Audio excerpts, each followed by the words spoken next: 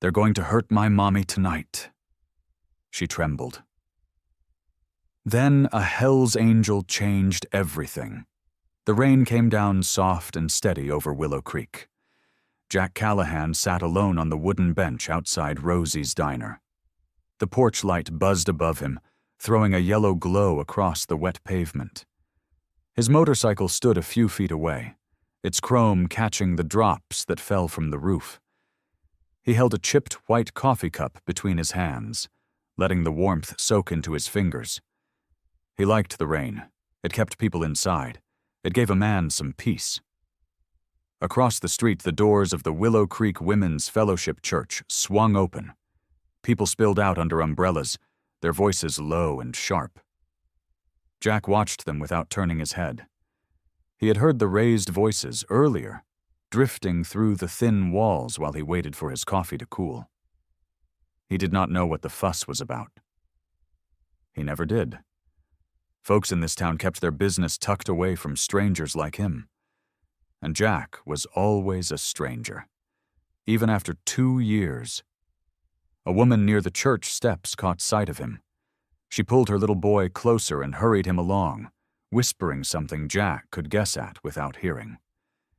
He had seen that look 1,000 times, the tightening of the shoulders, the quick step, the way parents put their bodies between him and their children. Before you continue listening, please let me know where in the world are you watching from today. Now, back to the story. He took a slow sip of coffee. The leather vest on his back was cracked and worn from years on the road. A long scar ran down the side of his neck, pale against his weathered skin. His beard had gone gray at the edges.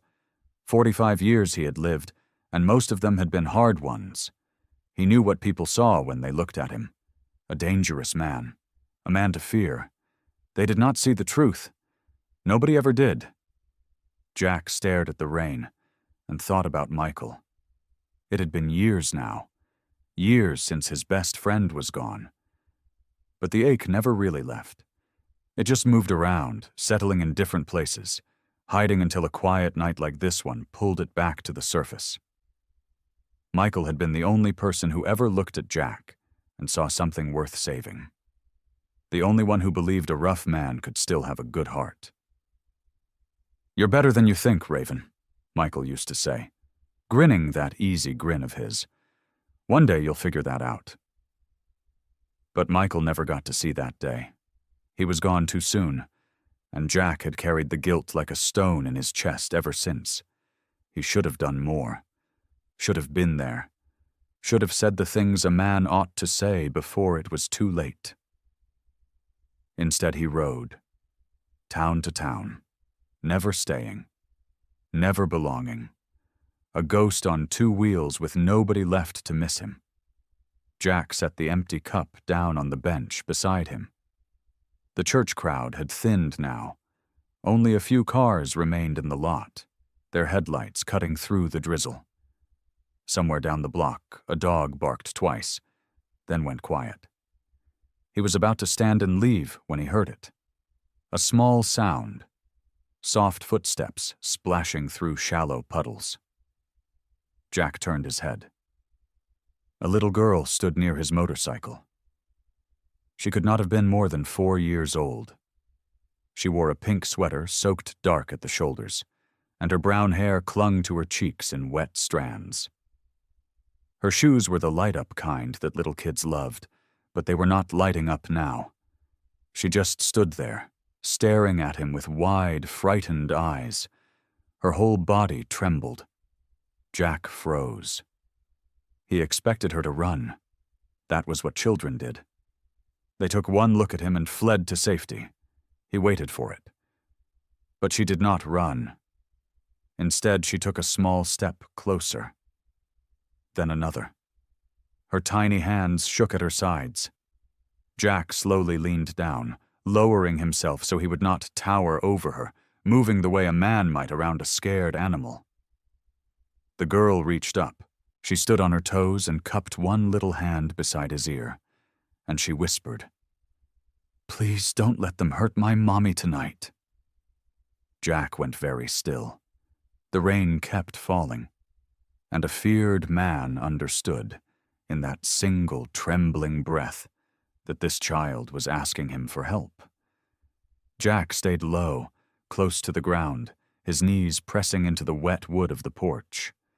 He did not reach for her. He did not want to scare her more than she already was. He just looked into those wide brown eyes and spoke softer than most people had ever heard him speak. "Hey now," he said. "It's all right. Nobody's going to hurt you here." The little girl blinked. A raindrop slid down her cheek. Or maybe it was a tear. Jack could not tell. "What's your name, sweetheart?" "Ava," she whispered. "Ava," he repeated, gentle as he could make it. "That's a real pretty name. My name's Jack." She looked at the leather vest. She looked at the scar on his neck. Jack braced himself, waiting for her to change her mind and dart away. But she stayed. She just kept staring at him like he was the only thing in the whole wide world that mattered. "Ava," he said, "can you tell me what's happening?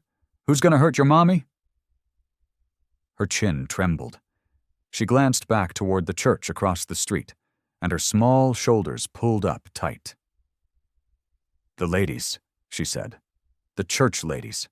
They're mad at Mommy." Jack kept his voice steady. "Mad about what?" "I don't know." Ava's words tumbled out fast now, like they had been trapped inside her too long. "They talk real loud. They say Mommy has to go away. They say she doesn't belong anymore." She hugged herself. "One of them said Mommy has to pay. What does that mean, mister? Are they going to take our money?" Something in Jack's chest twisted hard. He had heard grown men beg for their lives with less fear in their voices than this little girl had right now. "I don't think they mean money," he said carefully. "Then what?" Her eyes filled up. "I heard them say it tonight. They said Mommy is a problem. They said she has to leave. And I got so scared, and I saw you sitting here, and you looked—" She stopped. "I looked what?" Jack asked. Ava wiped her nose with the back of her little hand. "Big," she said. "Strong. Like you could stop anybody." Jack let out a slow breath. For 2 years, the people of this town had crossed the street to get away from him. They had pulled their kids close and locked their doors. And now here was a 4-year-old girl, soaked to the bone, telling him he looked like the one person who could keep her mommy safe. He did not know if he believed it, but he knew he could not walk away. "Ava," he said, "where's your mommy right now?" "Home." She pointed down the dark street. "She thinks I'm in the church nursery, but I snuck out. I had to find help." Her lip quivered. "Am I in trouble?" "No," Jack said. "You're the bravest kid I ever met. You know that?" She shook her head no. "Well, you are." He stood up slow, his knees aching, and held out one big, scarred hand. "Come on. Let's get you home to your mama before she starts worrying. You shouldn't be out here alone in the rain."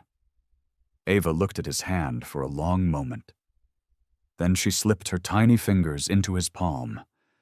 Her whole hand disappeared inside his grip. Jack felt how cold she was, how small, and something old and buried woke up inside him. They walked together down the wet street. Jack shortened his steps so she could keep up. The rain fell soft around them, and the streetlights threw long shadows on the pavement. Ava did not let go of his hand once. 3 blocks down, she pointed to a little white house with a crooked porch and a light burning in the front window. "That's it," she said. Before they even reached the steps, the front door flew open. A woman rushed out into the rain without a coat. She was slender, with brown hair pulled back and eyes red from crying. When she saw Ava, her face crumpled with relief and fear all at once. "Ava!" she cried. "Oh, baby, I've been looking everywhere for you." She dropped to her knees on the wet walkway and pulled the little girl into her arms, holding her tight. Then her gaze lifted to Jack, standing tall and dark in the glow of the porch light. Her whole body went stiff. Her arms tightened around her daughter. Jack stopped where he was. He raised one hand, slow and open, showing he meant no harm. "Ma'am," he said quietly. "She came and found me, down by the diner. I just walked her home safe. That's all." The woman did not answer right away. She searched his face, taking in the vest, the scar, the beard gone gray. Jack knew that look. He had seen it his whole life. But then Ava pulled back from her mother's arms and looked up at her with shining eyes. "He's going to help us, Mommy," Ava said. "He's going to help." The woman's breath caught. She looked at Jack again, and this time he saw past the caution. He saw the thing underneath it. Fear. Deep and real and worn down to the bone. And Jack Callahan understood, standing there in the rain, that whatever was happening to this woman and her little girl, it was far more serious than anyone in Willow Creek knew. The morning came soft and gray. The rain had stopped sometime in the night, leaving the streets of Willow Creek wet and shining. Jack rolled his motorcycle to a slow stop in front of the little white house with the crooked porch. He cut the engine and sat there a moment, listening to the quiet drip of water off the roof. He almost turned around. A man like him showing up at a young widow's door in the morning light. He knew how that looked. He knew what folks would say. But then he thought of Ava's cold little hand in his, and he climbed off the bike. He knocked twice, gentle. The door opened a crack. Lily peered out, and when she saw who it was, her shoulders pulled tight the same way they had the night before. But she did not close the door. "Mr. Callahan," she said. "Just Jack." He held up a paper bag. "Brought some muffins from Rosie's. Wasn't sure if you two had breakfast. Figured a kid ought to eat." Something in her face softened, just a little. She opened the door wider. "Come in," she said, "before the whole street sees." The house was small but warm. Crayon drawings hung on the refrigerator with bright magnets. A worn couch sat under the window, and a child's shoes lay tumbled by the door. It smelled like coffee and old wood. Ava sat at the kitchen table in her pajamas, and when she saw Jack, her whole face lit up like the sun. "You came back," she said. "Told you I would." Jack set the bag on the table. "Blueberry all right?" Ava nodded hard and dug in. Jack sat down slow, careful, like he was afraid the little chair might break under him. Lily poured him a cup of coffee without asking, then sat across from him with her hands wrapped around her own mug. For a while, nobody spoke. Ava munched her muffin and swung her feet under the table. Then Lily let out a long breath. "You want to know what's going on?" she said. It was not a question. Jack kept his voice low. "Only if you want to tell me. But that little girl walked 3 blocks in the rain scared out of her mind. Somebody ought to know why." Lily glanced at Ava, then back to Jack. "Sweetheart," she said, "why don't you take your muffin and go watch your cartoons? Mama needs to talk to Mr. Jack for a minute." Ava slid off her chair, muffin in hand, and padded into the front room. Soon the soft sound of a television drifted back to them. Lily waited until she was sure Ava was settled. Then she spoke, quiet and tired. "There's a group at my church," she said. "The Women of Grace Committee. They run everything. The bake sales, the charity drives, the community programs. Eleanor Whitmore leads them. Folks around here treat her like a queen." She turned her mug slow in her hands. "For a while now, they've decided I'm a problem." "Why?" Jack asked. "Because I wouldn't do what they told me." Lily's jaw tightened. "They wanted me to step down from my volunteer work. They wanted me to apologize in front of the whole congregation for causing division. They said I'd stirred up trouble. Her eyes glistened. But I never raised my voice at anybody, Jack. I never fought anyone. All I did was ask a question they didn't want asked. Jack leaned forward. What question? Lily was quiet a long moment. She looked toward the front room where her daughter sat, then lowered her voice even more. A few weeks ago, they asked me to organize some old files at the church. Boxes of them. Financial records going back years. Nobody had touched them in ages. She swallowed. And while I was sorting through them, I found something. Something that didn't add up. What kind of something? Money, Lily whispered. There was a charity fund. It was supposed to help struggling women in the community. Widows, single mothers, women who'd fallen on hard times. But the records didn't match. Money went in, but the help never seemed to reach the people who needed it. And there were letters, private ones. Her hands were shaking now. The kind of letters that make you understand why powerful people get real uncomfortable when someone starts asking questions. Jack sat very still.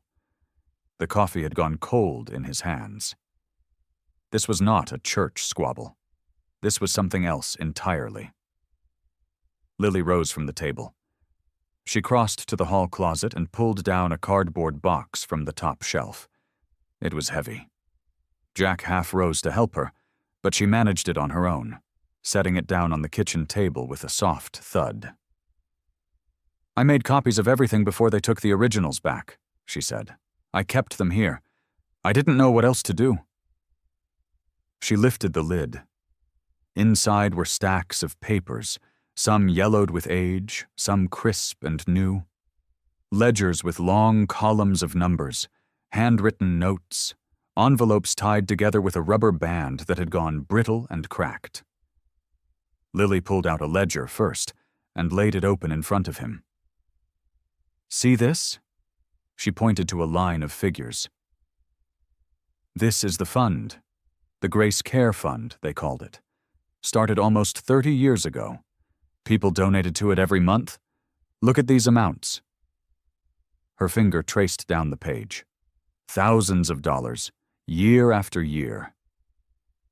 Jack studied the numbers. He was no accountant, but he knew what a big pile of money looked like on paper. Now look here. Lily flipped to another page near the back. This is what actually went out, to the women who needed it.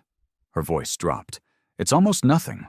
A few dollars here and there, and every single one has a note beside it. Jack leaned close. Beside each small payment, in neat handwriting, were words that made his stomach turn. Approved after apology. Recipient agreed to committee terms. Pending public repentance. They didn't just give the money, Lily said. Her voice trembled. They made the women earn it, beg for it. If a woman spoke out of turn, or missed a meeting, or wore the wrong thing to service, they cut her off. These were widows, Jack. Some of them had babies, and Eleanor's committee held that money over their heads like a whip. Jack said nothing. His jaw worked slow. Lily reached for the bundle of envelopes. She untied the rubber band with careful fingers. And then there's these. She slid one across the table. Read it, just one. Jack pulled the letter from its envelope. The paper was thin. The date at the top was more than 10 years old. He read the tidy script, and each word landed heavier than the last. Dear Mrs. Whitmore, I am begging you to reconsider. Without the fund, I cannot pay the doctor. I have done everything you asked. I have apologized before the others.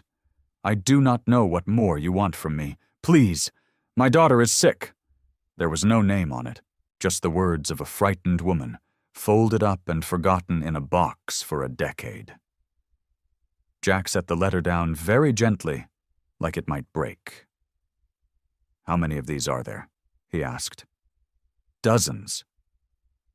Lily wrapped her arms around herself. I've read them all. I couldn't stop. Everyone is somebody who came to that church for help, and got shame instead. Her eyes filled. That fund was supposed to be love. It was supposed to be kindness. And they turned it into a cage.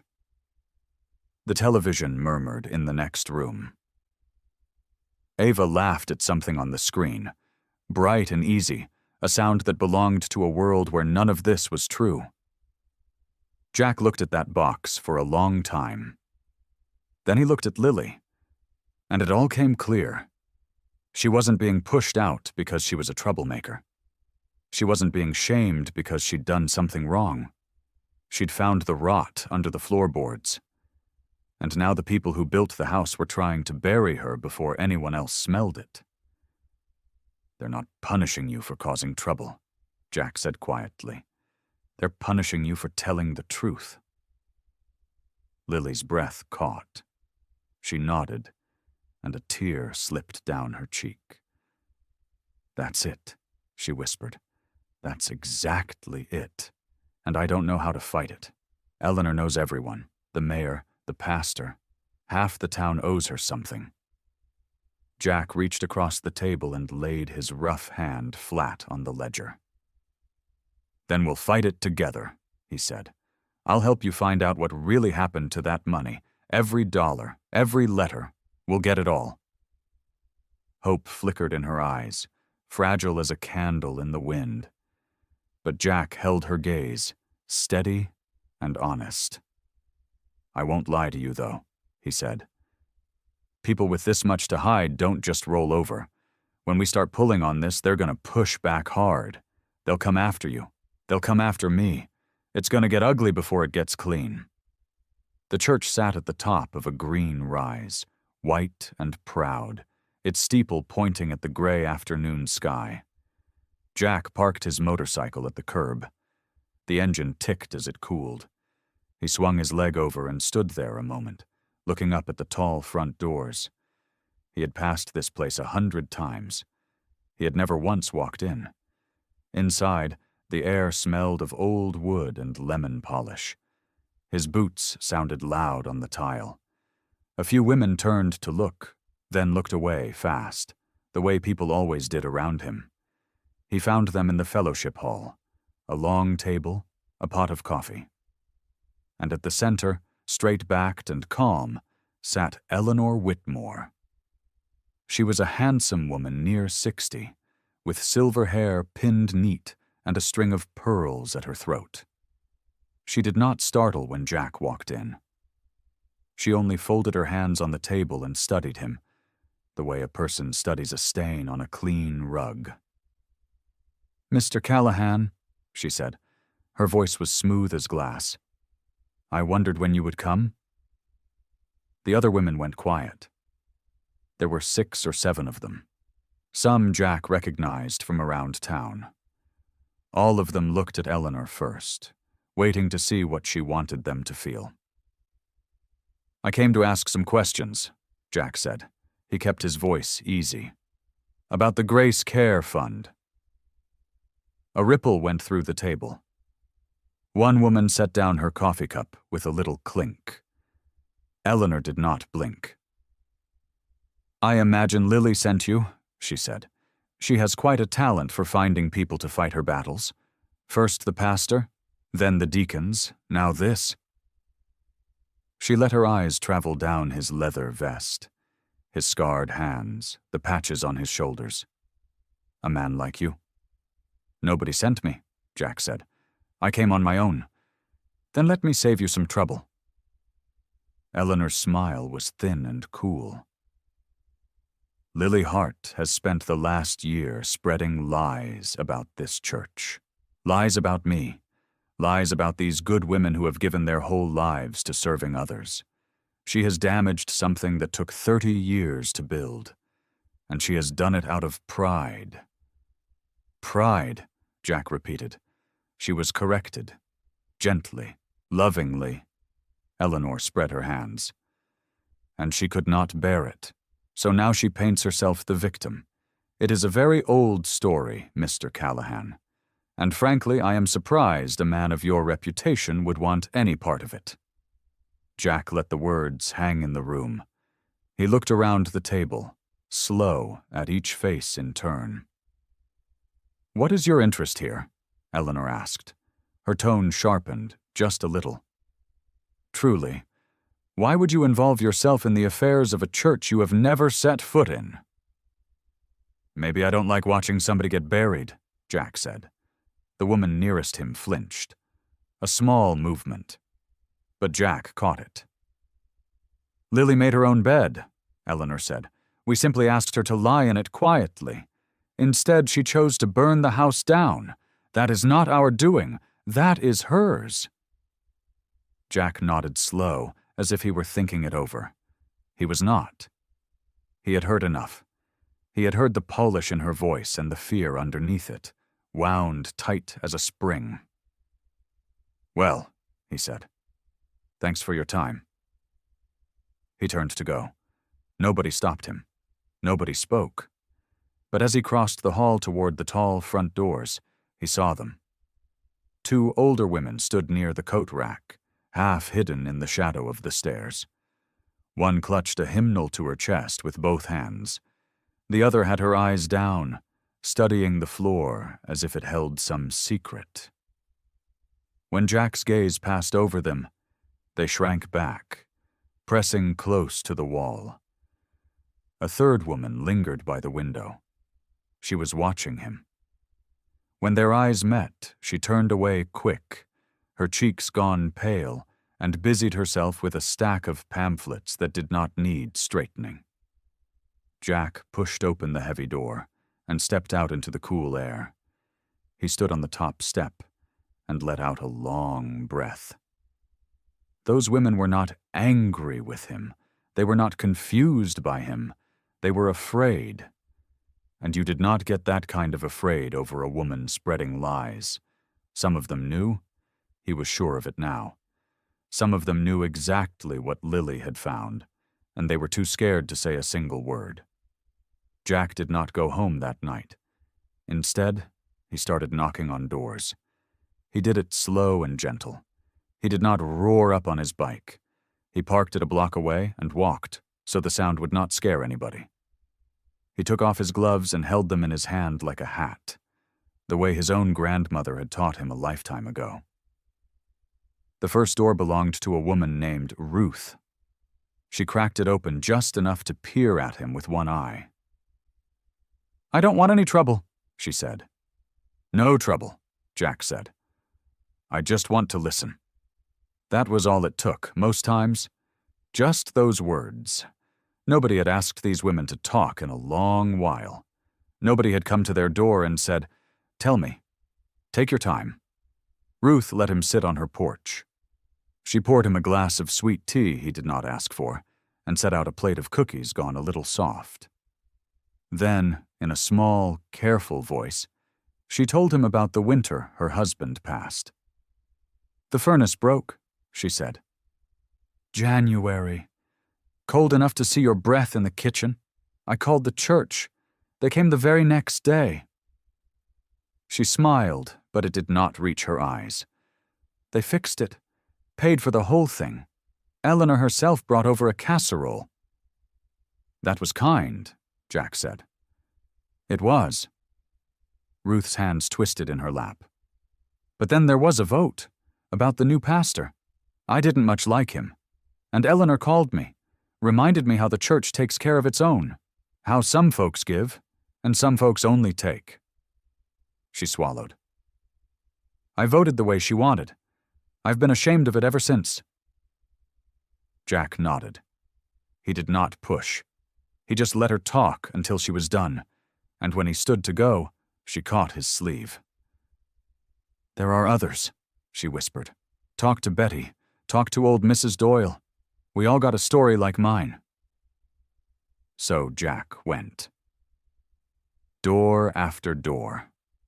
Betty told him about the time she needed her prescription covered, and how the money came with a quiet word about attending the right meetings. Mrs. Doyle, near 90 and sharp as a tack, told him about a widow named Carol who had questioned the fund years back and simply stopped getting invited to things, stopped getting help, faded right out of the church family until she moved away. alone. "Kindness with a hook in it," Mrs. Doyle said. "That's what it was. You reach for the bread and you find a string tied to your wrist." By the time the sky went dark, Jack understood. It was not one lie or one grudge. It was a pattern, worn smooth by years. Help these women when they were at their weakest. Then, when a vote came, when a question needed silencing, remind them who had saved them. Lily had not made this up. Lily had only refused to play along. Jack was walking back toward his bike when a voice stopped him. "Mr. Callahan." He turned. A woman stood in the pool of light under a street lamp. He recognized her from the fellowship hall, the one who had lingered by the window and gone pale. She wore a gray coat buttoned to the neck, and her eyes darted up and down the empty street. "Margaret," she said, as if he had asked. "Margaret Collins." Jack waited. She stepped closer. Her hands were shaking. In them she held a plain white envelope, yellowed at the edges, soft with age. "I shouldn't be doing this," she said, so quiet he had to lean in. "If Eleanor knew, I don't know what would happen. But I've been holding on to this for years, and I can't hold it anymore. It's too heavy." She pressed the envelope into his hand. It felt fragile, like a dry leaf. "Please don't tell anyone it came from me," she whispered. Then she was gone, hurrying off into the dark, her heels clicking fast on the sidewalk. Jack stood alone under the lamp. He turned the envelope over in his hands. On the front, in faded ink, someone had written a name. He read it once, then again. Michael Hart. Jack did not open it right away. He stood there under the street lamp, staring at that name in the faded ink. Michael Hart. His thumb moved over the letters like he could feel them, like touching them might bring his old friend back. His hands were not steady when he finally slid a finger under the flap. The paper inside had been folded and unfolded so many times the creases had gone soft. The handwriting hit him like a fist. He would have known it anywhere. Michael always wrote with a heavy hand, pressing the pen down hard, like every word mattered enough to leave a mark. "Jack," it began. That one word almost took his knees out from under him. "Jack, if you're reading this, then something has gone wrong, and I'm not around to fix it myself. I always hated writing things down. You know that. But some things are too important to leave to chance. I found a good life out here, brother. A better one than I ever thought a man like me deserved. Her name is Lily. She's got a heart bigger than the whole sky, and she loves me even knowing every stupid thing I ever did. We have a little girl, Ava. She's the best thing I ever made. When she laughs, I swear I forget every dark day I ever had." Jack read slower now. His eyes were burning. "I know we lost touch. That's on both of us, I figure. But I never stopped thinking of you as my brother. Not once. And there's nobody else on this earth I would trust with what I'm about to ask. If anything ever happens to me, watch over them. Lily is the strongest person I know. But even strong people need somebody standing beside them when the world gets mean. And it will get mean. It always does. You might think you're not the man for that job. I know how your head works, Jack. You count up all your mistakes and figure that's all you are. But I saw you carry a stranger out of a burning wreck once and never say a word about it. I saw who you really are, even when you couldn't. You're a good man. You always were, so keep them safe. For me. Your brother. Always. Michael." Jack stood very still. The wind moved down the empty street and lifted the corner of the letter, and he pressed it flat against his chest, right over his heart, like he was afraid it might fly away and take Michael with it. He had spent years believing he had failed his friend, that there was nothing left he could ever do to make it right. And all this time, folded up in a drawer somewhere, Michael had been waiting to tell him the opposite. That he was trusted. That he was chosen. That little girl who had walked up to him in the rain had not come to a stranger. She had come home. Jack wiped his face with the back of his hand. Then he walked to his bike, tucked the letter carefully into the inside pocket of his vest, and rode. Lily opened the door before he even knocked. Ava was asleep against her shoulder, thumb near her mouth, one small hand fisted in her mother's shirt. "You've been gone all night," Lily said. "I was worried." Jack held out the letter. Lily read it standing in the doorway, and he watched the tears come to her eyes, watched her free hand rise to cover her mouth. "He wrote this," she whispered. "He never told me. He never said a word." "He wanted to give it to me himself, I figure," Jack said. His voice came out rough. "He ran out of time." Lily looked up at him. In her arms, Ava stirred, blinked her sleepy eyes open, and found Jack's face. "You came back," Ava murmured. Jack knelt down so he was level with her. "I did," he said, "and I'm not going anywhere, you hear me? Nobody is going to hurt your mommy, not tonight, not ever. Your daddy asked me to watch over you both, and that's exactly what I aim to do." Ava smiled, soft and certain, and tucked her head back against her mother. The fear that had brought her to him in the rain was gone. But Jack, kneeling in that doorway, knew the truth. He had made a promise to a little girl, and kept it. He had become their protector. Yet the letters in the church records, the frightened women, the string tied to every kindness, all of it was still out there, waiting. Protecting Lily and Ava was only the start. The fight for the truth had just begun. The rumors moved faster than any motorcycle. By the time the sun rose over Willow Creek, they were already spreading from porch to porch, table to table, whispered over cups of coffee and passed along in the checkout line at the grocery store. Jack heard the first one when he stopped for gas. 2 men stood by the pumps. They went quiet the moment they saw him. Not the ordinary quiet he was used to, the kind born from fear of his size and his vest. This was different. This was the quiet of people who had already decided something about you before you walked up. "Morning," Jack said. Neither man answered. One of them looked at the other, then muttered something as they climbed into their truck and drove off.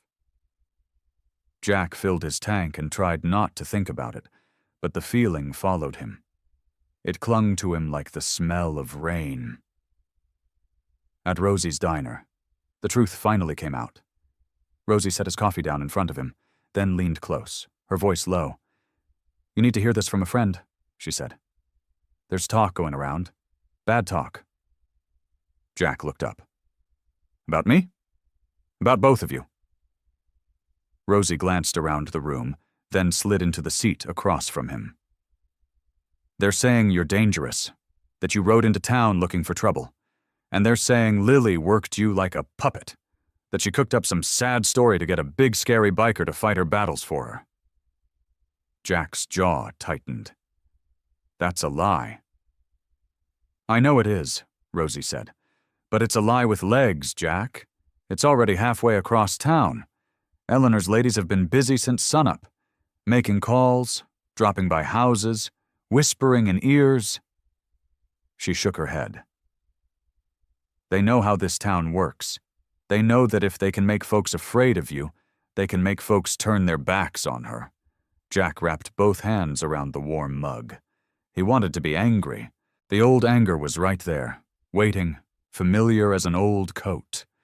But he thought of Michael's letter tucked against his heart, and he pushed it down. "They're not fighting fair," he said quietly. Rosie gave him a sad smile. People who are scared of losing power rarely do. He drank his coffee slow. Then he paid, thanked Rosie, and rode out to Lily's house. He found her in the front yard, a basket of laundry balanced on her hip, though she was not hanging any of it. She was just standing there, still as a photograph, watching the street. Jack cut the engine and walked up beside her. "Lily?" She did not look at him right away. Her eyes stayed fixed on the sidewalk across the road. He followed her gaze. There was Mrs. Coleman, a woman Jack had seen wave to Lily just 2 days ago. Now she was walking her little dog on the far side of the street. When she noticed Lily watching, she quickened her step, her chin lifted high, her eyes locked straight ahead like Lily had become invisible. Down the block, the Petersons were loading groceries into their car. The wife saw Lily, tapped her husband, and the two of them hurried inside without so much as a glance. "That's the third one this morning," Lily said. Her voice was flat, worn thin. "Diane Foster crossed the street when she saw me get the mail. Diane. I brought her soup when her husband had his surgery. I sat with her in that hospital for 6 hours." Jack said nothing. There was nothing to say that would make it hurt less. Lily set the laundry basket down on the porch step, slow and careful, like her arms had suddenly gone heavy. "They believe it," she whispered. "They actually believe I would use a man, use my own daughter's fear, that I'm the villain here." She turned to Jack at last, and her eyes were shining. "This is my home, Jack. These are my people. I've lived here 9 years, and I can feel them slipping away from me, one by one, like water through my hands." Her voice broke on the last word. "I'm scared," she admitted. "I'm scared I'm going to lose all of them. My whole community, everyone I have left." Jack could not fix the whole town, but he could fix a bicycle. He found Ava's old bike leaning against the side of the house, half hidden by tall grass. The chain hung loose. One tire sagged flat against the dirt. Rust had crept along the handlebars like a slow disease. "Been sitting a while, huh?" Jack said, crouching down beside it. Ava peeked at him from the porch steps. "It broke. Mommy said we'd fix it, but then everything got sad." "Well," Jack said, rolling up his sleeves, "Sad's got no business with a bicycle." He worked all afternoon. He oiled the chain and tightened the bolts. He pumped the tire full and wiped the rust away until the handlebars shone. When he was done, he tied a small strip of red cloth to the back so it would flutter when she rode. Ava climbed on, wobbled, then found her balance. She pedaled in a slow circle around the yard, her braids flying behind her. "Look at me!" she shouted. "Look, Uncle Jack, I'm flying!" Jack laughed. The sound surprised him. He could not remember the last time he had laughed like that, easy and true. He did not stop there. The next morning he rode to the senior center where Lily worked. The old wooden ramp at the front door had rotted through in 2 places. He had seen an elderly man nearly stumble on it the week before. So Jack bought fresh lumber with his own money and rebuilt it, board by board, kneeling in the cold until his knuckles were raw. Word travels in a small town. Not just the bad words. Old Mr. Hensley watched Jack from a bench, then finally shuffled over. "You that biker fella?" he said. It was not a question. "Yes, sir." "They say you're trouble." Jack kept hammering. "They say a lot of things." Mr. Hensley studied him a long moment. Then he pointed a crooked finger at a loose railing. "That one's been wobbly for years, since you got the tools out." Jack smiled and fixed the railing, too. He carried groceries for Mrs. Alvarez, who could not lift the heavy bags with her bad hip. He changed a flat tire for the widow Danvers in the church parking lot, of all places, while the women of grace watched through the windows. He helped Margaret Collins move a heavy box of old hymnals down from her attic, and she thanked him 3 times, her hands trembling. Slowly, something shifted. Children who once ran from his motorcycle began to wave. A little boy named Tommy started leaving him drawings on Rosie's counter, crayon pictures of a big man on a bike with a heart drawn on his chest. Even a few grown folks nodded to him now, quiet and unsure, but nodding all the same. It did not undo the rumors, but it planted a seed. One evening, Jack sat on the porch step at Lily's house, cleaning grease off his hands with an old rag. The sun was sinking low, turning the sky the color of peaches. Iva came and sat beside him, close, her small shoulder pressed against his arm. "Uncle Jack," she said. "Yeah, kiddo." She looked up at him with those wide, honest eyes. "My daddy talked about you, before he went to heaven." Jack went very still. The rag stopped moving in his hands. "He said you were his best friend," Ava went on. "He said everybody thought you were mean, but he knew a secret." She leaned in close, like she was sharing something precious. "He said there was goodness inside you, real goodness. He said one day you'd see it, too."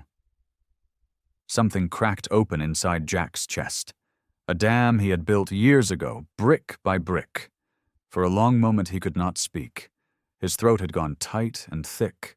He stared out at the dying light, and when the words finally came, they came rough. "Your daddy," Jack said, "was the best man I ever knew. When everybody else looked at me and saw a monster, Michael looked at me and saw a friend." He swallowed hard. "And I let him down, Ava. When he needed me most, I wasn't there. I've carried that a long time, every single day." Ava reached over and took his big, rough hand in both of her small ones.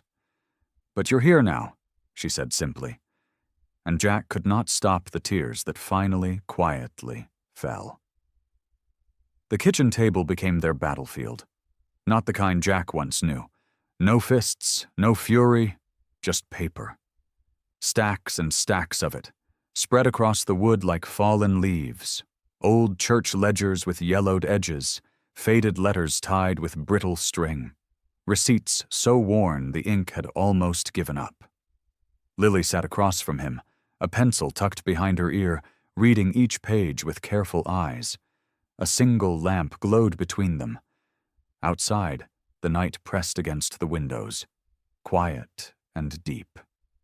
"Here's another one," Lily said softly. She slid a letter toward him. Jack picked it up. His reading was slow, but he took his time. It was a letter from a woman named Ruth, written 20 years ago. She had lost her husband to a heart attack. She had 2 boys to feed. She had gone to the church for help, and she got it. But the help came with strings. "Look at this part," Lily whispered. Her finger traced a line near the bottom. They gave her money, but she had to sign a paper first. A paper saying she'd attend every meeting, every event, that she'd do whatever the committee asked. Jack set the letter down. His jaw tightened. "And if she didn't?" he asked. Lily pulled another page from the pile. "Then the help stopped. Just like that. There's a note here.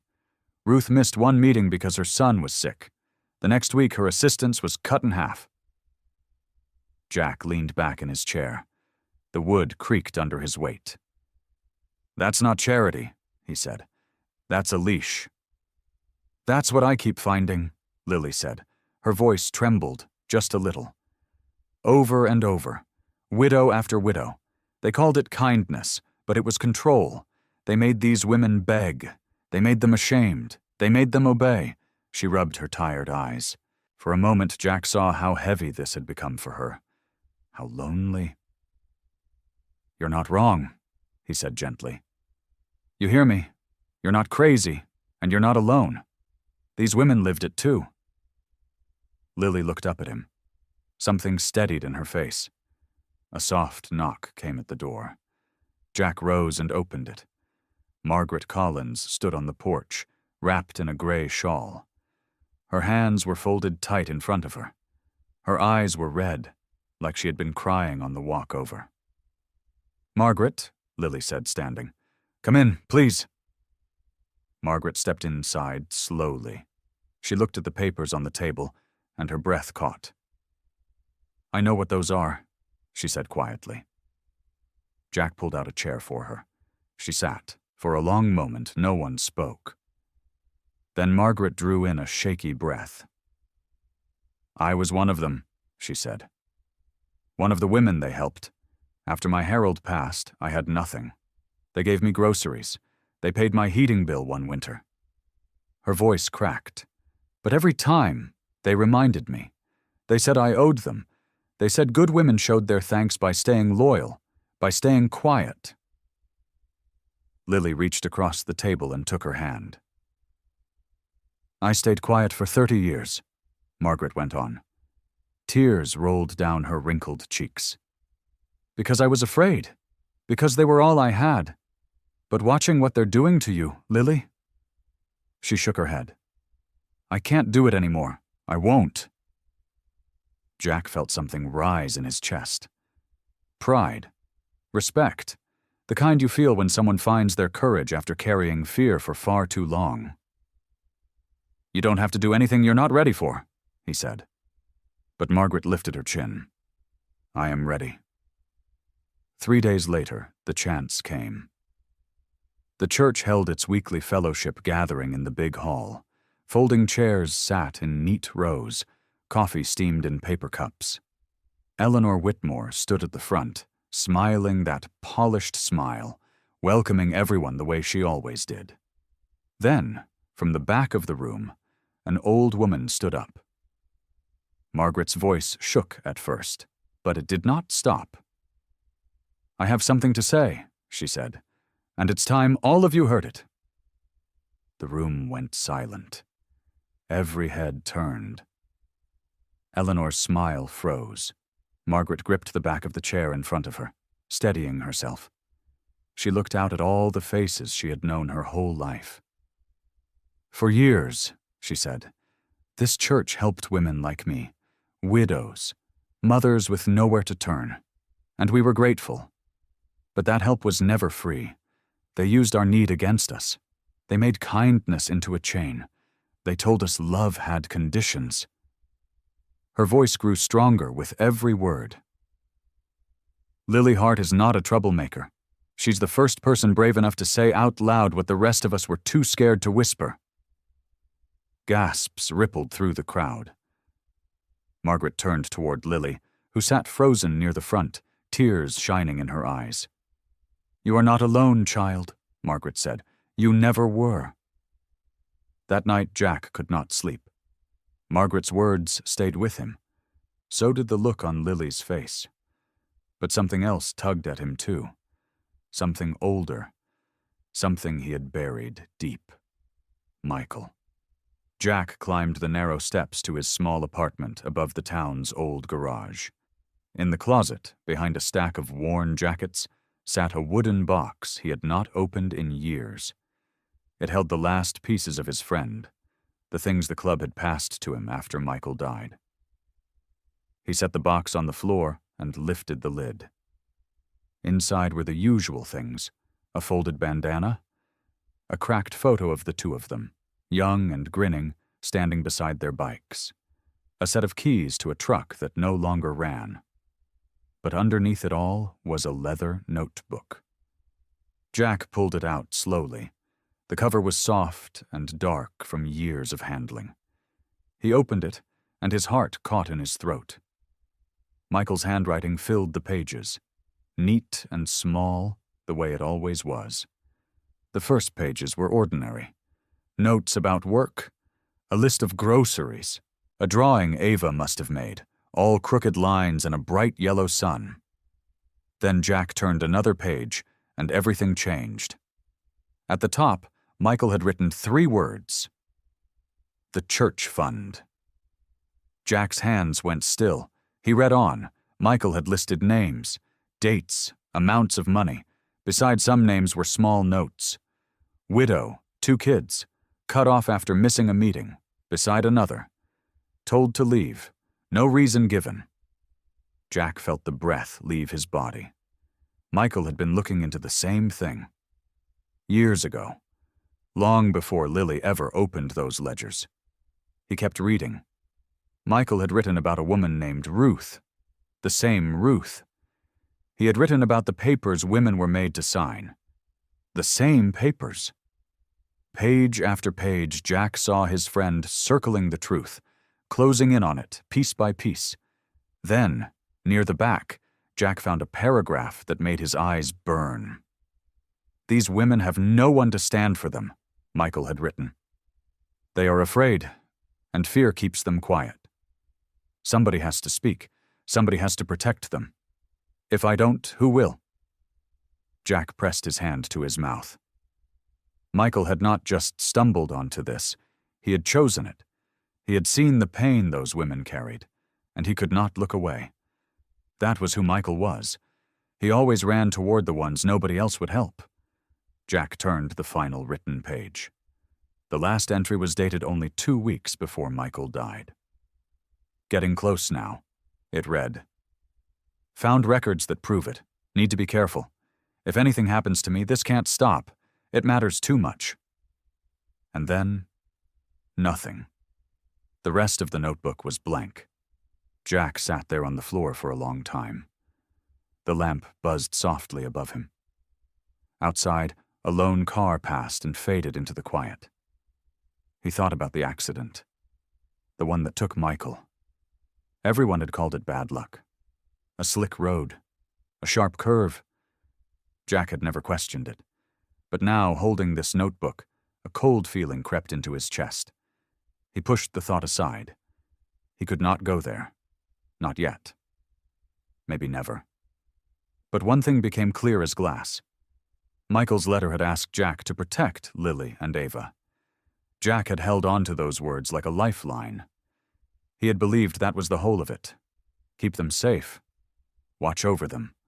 Guard the door. He understood now that the promise ran deeper. Michael had not only left behind a family to protect, he had left behind a fight. A battle he had started with his whole heart and never got the chance to finish. Lily was carrying that fight now. She just did not know she had picked it up from her own husband's hands. Jack closed the notebook and held it against his chest. His eyes were wet, but he did not wipe them. "I hear you, brother," he whispered into the empty room. "I hear you." Protecting Lily and Ava was only part of it, finishing what Michael started. That was the rest. The rain had stopped by morning, but the sky over Willow Creek stayed gray and heavy. Lily stood at her kitchen window, a cold cup of coffee forgotten in her hands. Ava sat at the table behind her, quietly coloring. The soft scratch of the crayon was the only sound in the little house. Last night, someone had left a note tucked under the front door. No name. Just 5 words scrawled in sharp black ink. "You should leave while you can." Lily had read it 3 times before her hands began to shake. Then she had folded it small and hidden it in the back of a drawer where Ava would never find it. But she could not hide it from her own heart. The phone calls had started too. Friends who used to stop by with warm bread now let it ring. The women at the senior center had grown quiet when she walked in. Even Mrs. Duncan, who Lily had helped so many times, had looked away yesterday as if Lily were a stranger. The whole town felt like it was slowly turning its back. Lily set the cup down. She pressed her fingers to her tired eyes. Maybe this was the answer, whispered a small, defeated voice inside her. Maybe she should just stop. Pack up. Move somewhere new where no one knew her name. Somewhere Ava could grow up without whispers following her down the street. She turned and looked at her daughter. Ava's little tongue poked out the corner of her mouth as she pressed hard on a bright yellow crayon. A sun, just like the one in Michael's old notebook, though Lily did not know that yet. "That's beautiful, sweetheart," Lily said softly. Ava beamed up at her. "It's for you, Mommy. So you're not sad." The words landed like a stone in Lily's chest. Her child had noticed. Of course she had. Children always noticed. Lily had tried so hard to hold herself together, to keep the fear off her face. But Ava saw it anyway. That was the whole reason to stop, wasn't it? To protect this precious girl from a fight that only brought more pain. They had built a quiet, gentle life here. A garden, a church, a little house with yellow curtains. Was any secret worth tearing all that apart? A knock came at the door. Lily opened it to find Jack standing on the step. His broad shoulders filled the frame, and the wooden notebook was tucked under one arm. His eyes, usually so hard, looked softer this morning. Softer and heavier. "Can we talk?" he asked. Lily stepped aside to let him in. Ava launched off her chair and wrapped her arms around Jack's leg. "Uncle Jack!" He rested a big hand on her small head. "Hey there, little bird." While Ava returned to her coloring, Jack and Lily sat at the far end of the table, their voices low. "I'm thinking about leaving," Lily said before she could stop herself. The words tumbled out, shaky and raw. "Someone left a note last night. Everyone's pulling away. I keep telling myself I'm strong enough for this, but Jack, I'm so tired, and I'm scared. Not for me, for her." She glanced at Ava. What kind of mother drags her child through a war? Jack was quiet for a long moment. Then he slid the notebook across the table.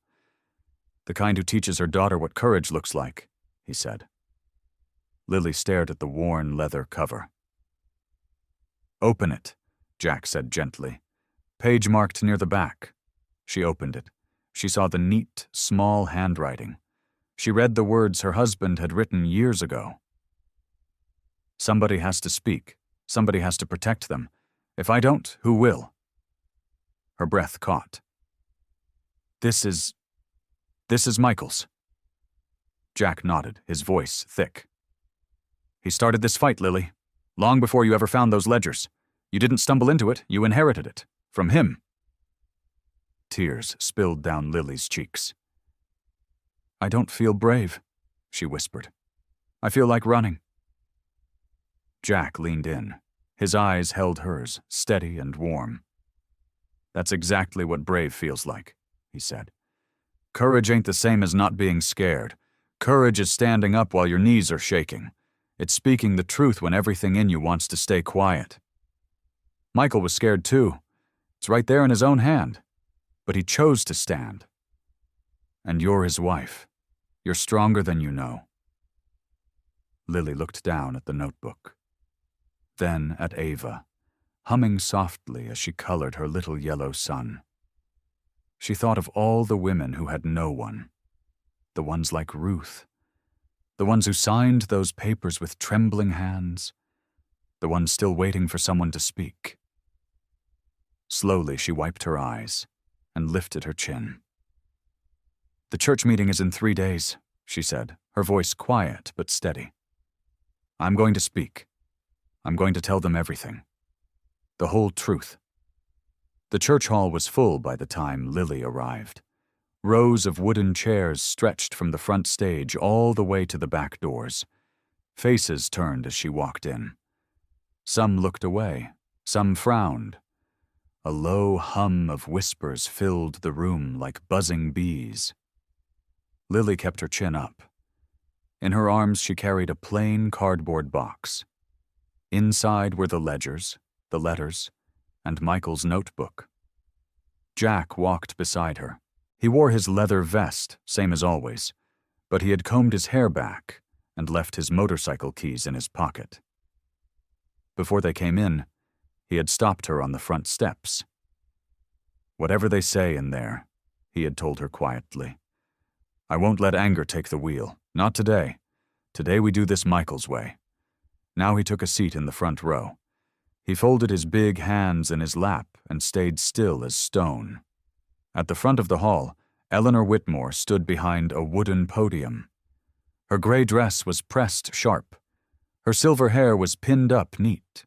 She smiled, but the smile did not reach her eyes. "Lily," Eleanor said, her voice smooth and warm for the crowd, "we're so glad you came. I know this has been a hard season. We only want peace for everyone." She spread her hands. I believe you have something to say. An apology, perhaps, and then we can all move forward." The room went quiet. Eleanor was so sure. Lily could see it in her calm face. She expected Lily to bow her head, to whisper that she was sorry, to pack up her shame and slip away. Lily's knees were shaking under her dress. She thought of Michael's words. Somebody has to speak. She walked to the front and set her box on the table. "I'm not here to apologize," Lily said. A gasp rippled through the room. Eleanor's smile stiffened. "I'm here to tell the truth," Lily went on. Her voice trembled, then steadied. "For years, the Women of Grace Committee ran a fund meant to help women in need. Widows, single mothers, the elderly. I found the records myself." She lifted a thick ledger from the box and held it high. "The help came with strings. Women were told they had to obey, to stay quiet, to agree with everything the committee said, or the help would stop. Kindness was turned into a leash." Her eyes swept the room. "That is not faith. That is control." "That is a lie," Eleanor snapped, her calm cracking. "This woman is bitter. She's twisting old paperwork to hurt this church." "Then let the paperwork speak," Lily said. She opened the ledger and read the names, the dates, the amounts given and taken away the moment a woman spoke out of turn. The room grew still. People leaned forward. Then, from the third row, a small voice broke the silence. "It's true." Margaret Collins rose slowly to her feet. Her hands shook, but her chin was firm. "After my Harold passed, I had nothing," Margaret said. "They helped me, but every time I disagreed, they reminded me of it. They told me kindness had conditions." Her voice cracked. "I stayed quiet for 15 years. I'm done being quiet." A hush. Then another chair scraped back. "They did it to me too," said a younger woman near the wall. "When I asked where the money came from, they cut me off." "And me," said Ruth, from the very back. "I signed that paper crying. I thought it was my only choice." One by one, women stood. Some spoke, some only stood. Tears running down their faces, too full to say the words. The room filled with the quiet sound of walls coming down. Eleanor gripped the podium, her knuckles white. "This is not how we handle things," she said, but her voice had lost its power. An older man on the church board stood up. He looked shaken. "Eleanor," he said slowly, "these are our own people, our sisters. We can't turn away from this." He turned to the crowd. "The board will open a full investigation, every record, every account. We will hear each of these women, and we will make this right." Murmurs of agreement swept the room. Lily stood at the front, tears shining on her cheeks. She looked at Jack. He gave her a single small nod, pride burning quiet in his eyes. The days after the church meeting felt like spring after a long winter. Word spread fast through Willow Creek. People talked about it at the gas station, at the post office, over coffee at Rosie's Diner. The Women of Grace Committee had been hiding something for years, and Lily Hart had finally pulled back the curtain. But the town did not fall apart the way some feared. It began to heal. The church board moved quickly. Within a week, they posted a letter on the front doors for all to read. It said the old fund would be closed. A new program would take its place. This one would have no strings, no secret rules, no shame. Help would be given freely to anyone who needed it, no questions asked and no favors owed. Lily read the letter twice, standing on the church steps in the morning light. Then she smiled. The changes did not stop there. The board asked Margaret Collins to help lead the new program. Margaret, who had stayed silent for 15 years, now stood a little taller each day. She kept a small notebook of names, families who needed groceries, Women who needed a ride, elderly folks who needed someone to check on them. "I spent so long afraid," Margaret told Lily one afternoon, folding donated blankets in the church basement. "Now I feel like I finally woke up." Lily squeezed her hand. "You gave the others courage, Margaret. You stood up first." "No, dear." Margaret shook her head. "You did." Ava noticed the change too, in her own small way. The whispers had stopped. The cold looks had faded. When Lily walked into the store now, people smiled. Some even hugged her. Mrs. Patterson from the bakery slipped Ava a warm cookie and told her that her mommy was the bravest woman in town. Ava took the cookie and beamed. "Everybody loves Mommy again," she told Jack that evening, swinging her feet from the diner booth. They stopped being mad. Jack smiled at her over his coffee. "They were never really mad at your mommy, kiddo. They were just scared. Sometimes people get scared and forget how to be kind. But your mommy reminded them." Ava thought about that, chewing her cookie slowly. "You reminded them too." Jack's chest felt warm. He looked down at his big, rough hands wrapped around the coffee mug and did not know what to say. Over the next few days, Jack watched Lily come back to life. The tired shadows under her eyes began to fade. She laughed more. She hummed while she cooked. She let Ava stay up 10 extra minutes just to catch fireflies in the yard. One evening, as the sun dipped low and painted the sky orange, Jack sat on the front porch of Lily's small house. Ava had fallen asleep inside, worn out from a long day of playing. Lily came out and sat beside him, 2 glasses of sweet tea in her hands. "I keep waiting to feel scared again," she admitted, handing him a glass. "But I don't. For the first time in a long time, I feel like we're going to be okay." Jack nodded slowly. He looked out at the quiet street, at the old oak tree in the yard, at the porch light glowing soft and gold. He thought of Michael. He thought of the letter, folded now in his vest pocket. "Watch over Lily and Ava. She is the strongest woman I know, but even strong people need someone standing beside them." "I made your husband a promise," Jack said quietly. "Well, he made me one, and I didn't even know it until a few weeks ago. But I think I kept it." His voice went rough. "You're safe. Ava's safe. The truth came out. I think Michael would be proud." Lily's eyes shimmered. She reached over and rested her hand on his arm. "He would be," she said, "and I think he'd be glad it was you." Jack let out a slow breath. For the first time in years, the heavy guilt he carried felt lighter. Like a weight had finally slipped from his shoulders. The battle was over. The promise was kept. But across town, in a house with drawn curtains and a single lamp burning, Eleanor Whitmore sat alone at her kitchen table. She stared at the church board's letter, her jaw tight. She had not lost. Not yet. Her fingers drummed slowly against the wood. She was not finished. The weeks that followed felt like a gift. Willow Creek settled into a new rhythm, softer and kinder than before. The mornings smelled of cut grass and fresh bread from the bakery. Children rode their bikes down the middle of Main Street, and folks waved to each other from their porches like they had all the time in the world. Lily threw herself into the new program with all her heart. Every Tuesday and Thursday, she and Margaret opened the church basement to anyone who needed help. Word had spread, and slowly the women came.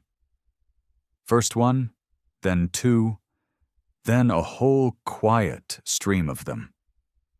Women who had once been too ashamed to ask for a loaf of bread now sat around the long wooden table and laughed together over coffee.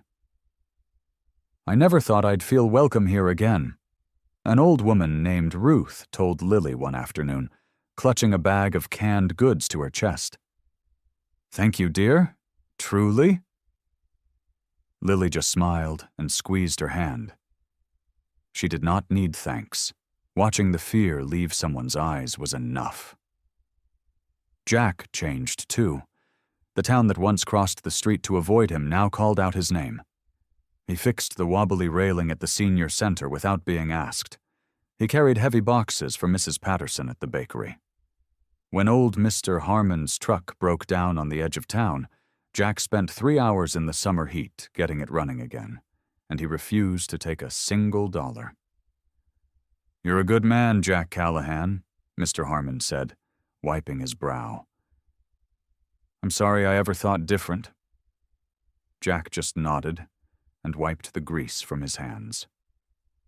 The children were the biggest change of all. Where they had once hidden behind their mother's legs, now they ran to the curb whenever they heard his motorcycle rumble down the road. They waved, they shouted his name.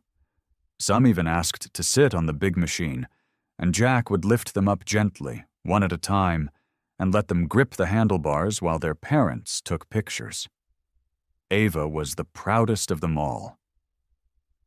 "That's my Uncle Jack," she told the other kids at the park, her chin high. "He's not scary, he's the best."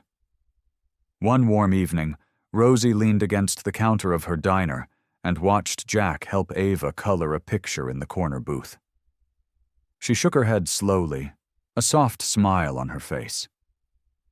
"You know," she said, sliding him a fresh cup of coffee, "I always knew there was more to you than that vest." Jack looked up. "You were about the only one, Rosie." "Somebody had to be." She winked. The rest of them just needed to catch up. For the first time in more years than he could count, Jack felt like he belonged somewhere.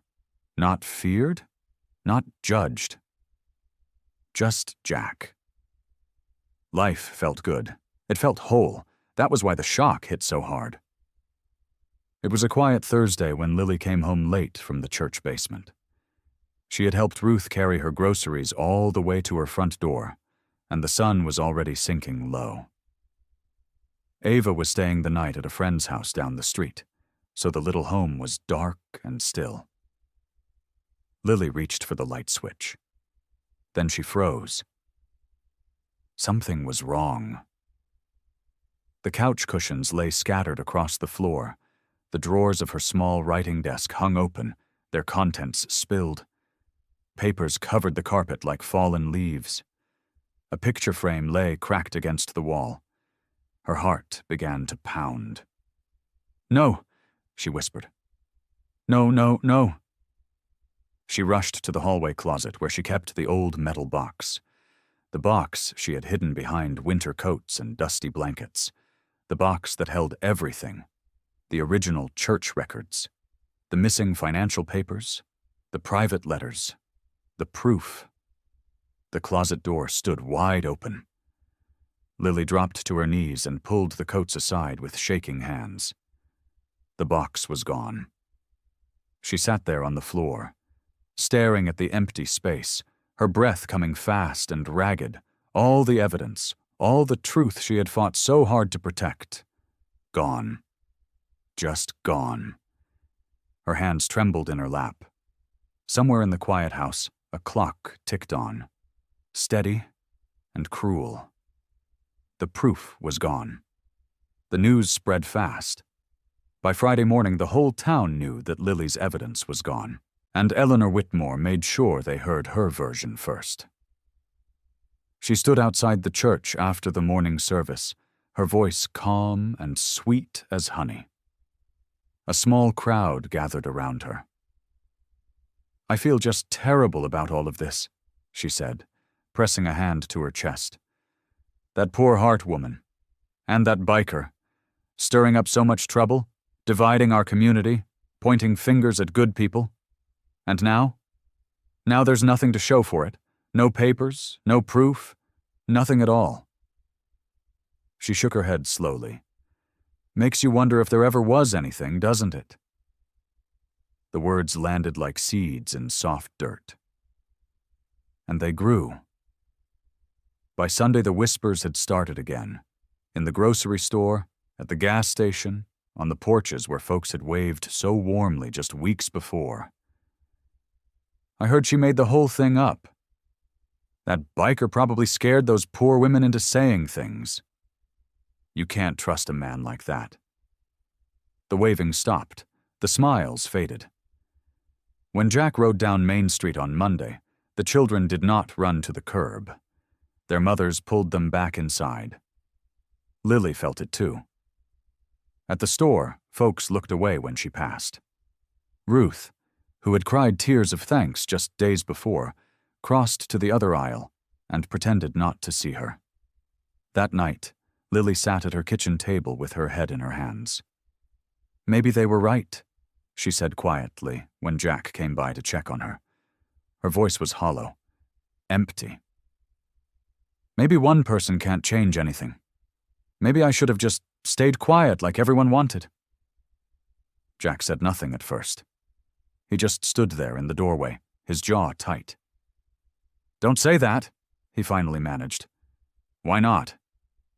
Lily looked up, her eyes red and tired. The proof is gone, Jack. Everything I worked for, everything those women trusted me with, and now the whole town thinks I'm a liar. Her voice cracked. Ava came home crying today. A boy at the park told her that her mommy was a bad person. Jack's hands curled into fists at his sides. Something old stirred inside him. Something dark. Something he thought he had buried a long time ago. He knew who took that box. He knew it in his bones. And he knew how the old Jack would have handled it. A late-night visit. A locked door kicked open. A quiet voice that made grown men shake. He had done it before. He had been good at it. Too good. The old anger rose up in him like a tide, hot and familiar. He could feel it in his chest, in his fists, in the ache behind his teeth. He wanted to find whoever did this. He wanted to make them afraid. He wanted them to feel a fraction of what Lily was feeling right now, sitting broken at her own kitchen table. I'll handle it, he said, and his voice came out low and cold. A voice from another life. I know how to make people talk, Lily. I know exactly how. He turned toward the door. Jack. He stopped. Ava stood at the bottom of the stairs in her nightgown, her small feet bare against the wood floor. Her eyes were still puffy from crying, but they were fixed right on him. Wide, searching. Where are you going? She asked. Jack swallowed hard. Just gonna talk to some folks, sweetheart. Go on back to bed. Ava did not move. You have your mad face on, she said softly. The scary one. Jack felt something crack inside his chest. My mommy says good people don't hurt people, Ava went on, her little voice trembling. Even when they're mad. Even when it's not fair? She wrapped her small arms around herself. You're a good person, Uncle Jack, right? The tide inside him froze. Jack stood there in the doorway, his fists still clenched, the old darkness still whispering in his ear. He looked at the little girl in her nightgown. He looked at Lily, watching him with something close to fear. And slowly, one finger at a time, he let his hands fall open. The lake sat still that morning, gray and quiet under a sky heavy with clouds. Jack sat on an old fallen log near the water's edge. His motorcycle rested behind him, silent. He had ridden out here before the sun came up, unable to sleep, unable to sit still inside his empty little rental with all those thoughts crowding his mind. He had not slept at all. The water lapped softly against the muddy shore. A few birds called out from the trees, but Jack barely heard them. He stared at the gray surface of the lake and felt something heavy pressing down on his shoulders. Something that felt a whole lot like failure. He had promised. He had stood in Lily's kitchen and promised that no one would take her voice away. He had made that promise to a little girl and to a woman, and to the memory of a dead friend who had trusted him with the only thing that ever mattered.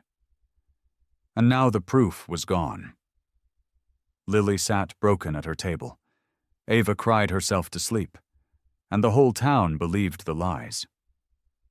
Jack picked up a small stone and turned it over in his rough hands. "I'm sorry, Michael," he said quietly to the empty air. "I tried. I swear to you, I tried." The stone felt cold against his palm.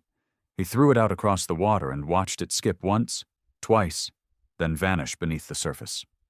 Gone. Just like everything else. Maybe the town was right about him. Maybe he was nothing but trouble. A dark cloud that rolled in and made everything worse. Lily had a life here before he showed up. She had friends, neighbors who smiled at her. Now she had nothing but whispers and cold stares, and it was because he had gotten involved. The thought settled into him slow and cruel. Maybe the kindest thing he could do was leave. He could pack his few things, start the engine, and ride out of Willow Creek for good. Without him around, maybe the rumors would die down. Maybe folks would remember the good Lily had done. Maybe Ava could go back to the park without some cruel boy calling her mother a bad person. Maybe everyone would be better off if Raven just disappeared, the way he always had before. Jack lowered his head into his hands. He did not hear the small footsteps behind him at first, the soft crunch of little shoes on gravel and grass. It was only when a tiny hand touched his elbow that he turned. Ava stood there. She wore her pink sweater over her nightgown, and her hair was still a mess from sleep. Her cheeks were red from the cold morning air. She must have walked a long way to find him, too far for a little girl to walk alone. "How did you get here?" Jack asked, his voice cracking. "I followed the road," Ava said simply, as if that explained everything. "I saw which way your motorcycle went last night." Jack shook his head, half worried and half amazed. "You shouldn't be out here by yourself, sweetheart. Your mama's going to be scared sick." "I had to find you." Ava reached into the pocket of her sweater. Her small fingers closed around something, and she held it out toward him. "I wanted to give you this." Jack looked down. In her open palm sat an old pocket watch. The metal was scratched and worn, the kind of thing a man carries for years. He knew it the second he saw it. He had seen it 100 times, tucked into Michael's vest, pulled out to check the time on long rides that stretched into the night. His chest went tight. "That was my daddy's," Ava said softly. "Mommy kept it in a special box. Daddy wanted you to have it." She pressed it into his big, rough hand and closed his fingers around it. "Daddy wanted you to remember you're a good man." Jack stared at the watch through eyes that had gone blurry, and for the first time in years, the feared biker known as Raven put his head down and let himself cry. He would not run. Not now. Not ever. The church basement smelled like old paper and dust. Jack stood in the doorway with a box in his arms. Behind him came Lily, her sleeves rolled up, her eyes tired but steady. She had cried her tears the night before. This morning she was done crying. There was work to do. "We start here," Lily said, setting a stack of folders on the long wooden table. The records they didn't take. There might be something they missed. Jack nodded and set his box down beside hers. The basement had one small window near the ceiling. Gray light spilled through it and made a pale square on the concrete floor. Somewhere upstairs, a hymn drifted faintly from a radio. Down here, though, it was quiet. Just the shuffle of paper and the soft scratch of pens. They were not alone. Margaret Collins sat in a folding chair near the corner, a cup of tea gone cold at her elbow. Her hands shook a little as she turned each page, but she kept turning them. Beside her sat Rosie Parker, still wearing her apron from the diner, having closed up early to come and help. "I remember when this room used to be full of women laughing," Margaret said, not looking up. "Baking sales, quilting. It was a happy place once." "It can be again," Lily said gently. Margaret gave a small, sad smile. "You always did believe that, dear." They worked for hours. Jack read through columns of numbers he barely understood, but he watched the faces of the women, and he learned to read those instead. He noticed how Margaret's fingers stopped on certain names, how her breath caught at a date, a signature, a memory. "This one," Margaret whispered, pointing to a faded line. "This was Dorothy Hale. Her husband passed, and she came asking for help with her heating bill one winter.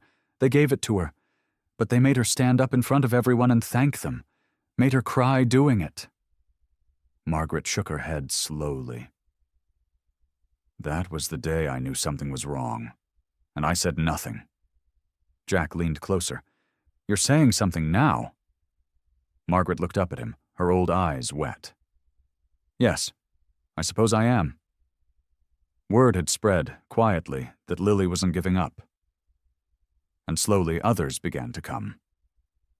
A woman named Carol knocked on the basement door in the afternoon, twisting a handkerchief in her hands.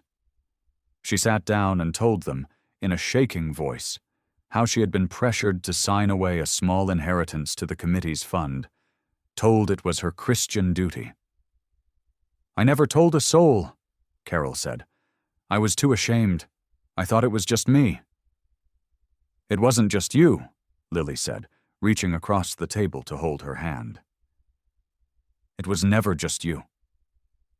One by one, the fearful became brave. The silent found their voices. Each story added another piece to a picture that was slowly, painfully coming into focus. But the missing documents, the ones that proved the money had vanished, the ones that named names, remained gone. "They took the heart of it," Jack said late in the afternoon, rubbing his tired eyes. "Without those papers, everything else is just talk. Eleanor will say we made it all up." The room went quiet. Then Margaret set down her teacup with a small clink. "Eleanor never did anything alone," she said slowly.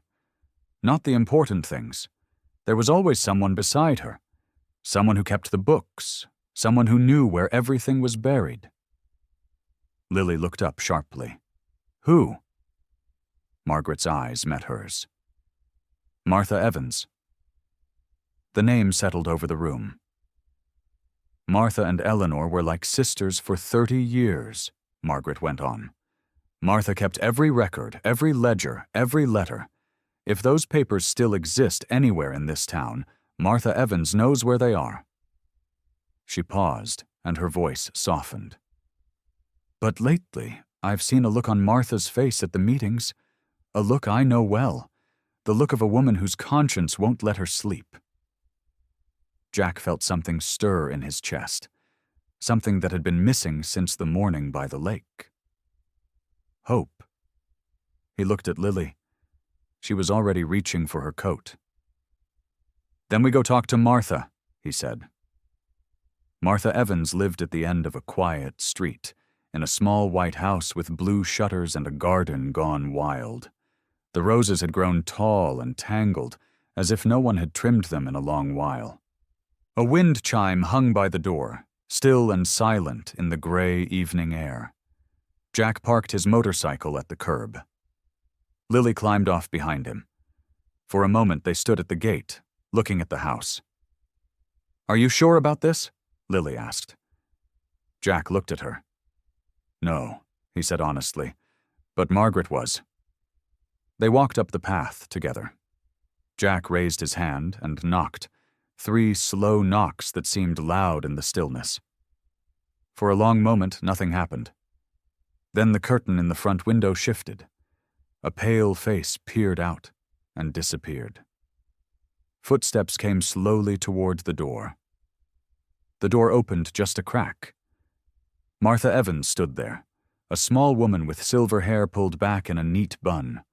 Her eyes were red, as if she had not slept in days. When she saw who it was, her face crumpled. "I wondered when you'd come," she said softly. She did not slam the door. She did not turn them away. Instead, she stepped back and opened it wide. "You'd better come in," Martha said. "I've got the kettle on." The inside of the house was tidy and warm. Photographs lined the walls, years and years of church picnics and Christmas dinners. In many of them, Martha stood beside Eleanor, the two of them smiling, young and full of hope. Martha led them to a small kitchen table. She poured 3 cups of tea with hands that trembled. Then she sat down heavily, as though her legs could no longer hold her. "I know why you're here," she said. She looked down at her cup. "The records, the ones that went missing." She drew a shaky breath. "I took them." Lily went very still. "You took them?" "I did," Martha's voice broke. "I know that makes me a thief. I know it makes me part of all of it. But I couldn't let them be destroyed. Eleanor wanted them gone. She said they were dangerous. She said we had to protect the church." Martha shook her head. "But I couldn't burn them. I couldn't, because I finally understood what we had done." Jack leaned forward. "What did you understand?" Martha's eyes lifted to his, and they were full of an old, deep pain. "That we hurt people," she whispered. "Women who came to us broken, needing help, and we made them beg for it. We made them small so we could feel big. We called it faith. We called it charity." A tear slid down her cheek. "But it was never any of those things. It was control. And I helped. For 30 years I sat beside Eleanor, and I helped, and I told myself it was right." The kitchen was quiet, except for the soft tick of a clock on the wall. "Why didn't you say something?" Lily asked gently. There was no anger in her voice, only sorrow. "Because I was afraid," Martha said simply. "Eleanor was my whole world, my best friend, my place in this town. To stand against her was to lose everything I knew." She wiped her eyes with a napkin. "I was a coward. I told myself I was being loyal, but really I was just scared."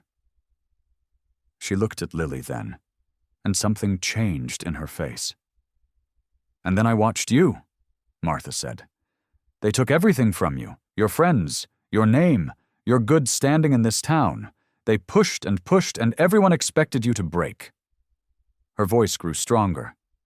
"But you didn't. You stood there, week after week, with that little girl's hand in yours, and you did not bow. You did not run. You just kept telling the truth." Martha reached across the table and took Lily's hand, the same way Lily had taken Carol's that afternoon. "You showed me what courage looks like," Martha said, "and I realized I would rather lose my friend than keep living as a coward." She squeezed Lily's fingers. "The records are safe. Every last page, and I'll give them back to you. All of them." The Willow Creek Women's Fellowship Church stood tall against the morning sky. Its white steeple reached up toward the clouds, the same way it had for 100 years. But this morning felt different. Cars filled the parking lot. People stood in small groups on the front steps, talking in low voices. Word had spread that something was going to happen today. Jack rolled up on his motorcycle. The engine rumbled and then went quiet. He climbed off slowly, careful and calm. Behind him, Lily stepped down, holding a thick folder against her chest. And beside them both, Martha Evans walked up the path with her silver head held high, carrying a worn leather box in her arms. The crowd went silent as they passed. Jack could feel the eyes on him, the whispers, the mothers who pulled their children close. But this time, he did not lower his head. He walked toward the doors with steady steps, and Lily and Martha walked beside him. Inside, the church was packed. Every pew was full. Eleanor Whitmore sat at the front, straight as a fence post, her hands folded neatly in her lap. When she saw Martha, her face went pale. "Martha," Eleanor said.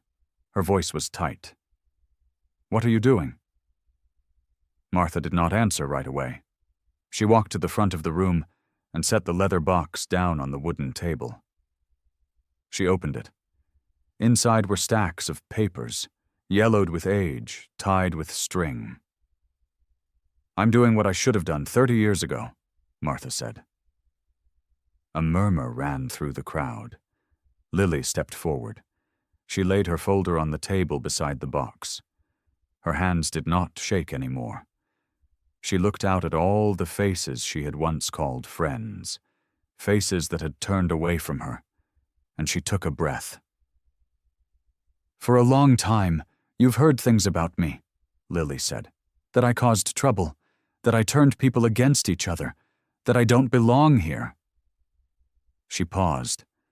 "But today, you're going to hear the truth. And the truth is in these papers." She lifted the first document. Her voice was clear and steady as she read. She read about the charity fund, the one meant to help widows and single mothers. She read the names of women who had come asking for help, and the notes written beside them.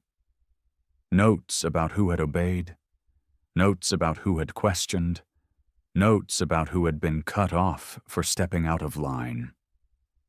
She read letters, private letters where the leaders had discussed how to keep certain women quiet, how to make them feel ashamed, how to remind them that kindness came with a price.